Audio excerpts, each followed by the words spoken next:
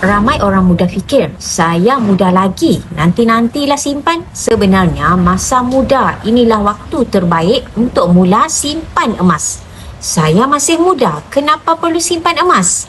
Ramai orang hanya mula simpan emas bila usia dah 30-an, 40-an. Tapi mereka selalu kata, kalaulah aku mula simpan emas masa muda dulu. Sebab itu, jika saya muda sekarang, saya dah selangkah lebih ke depan kalau mula simpan emas hari ini.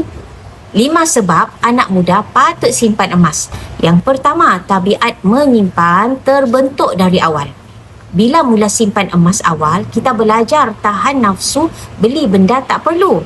Disiplin keuangan terbentuk dari umur muda. Yang kedua, emas tak bocor. Duit mudah lesap. Duit RM100 cepat je habis, betul kan? Tapi bila tukar ke emas, lebih liat nak jual lebih selamat. Yang ketiga, boleh capai impian besar tanpa berhutang. Nak kahwin, simpan 10 dinar. Nak travel, simpan 10 gram. Nak pergi umrah, simpan 5 dinar. Semua tu boleh dicapai kalau mula dari sekarang. Simpanan jangka panjang yang bernilai. Emas kalis inflasi, harga makin naik dalam jangka masa panjang. Simpan 1 gram sebulan, 60 gram dalam 5 tahun, RM30,500 lebih.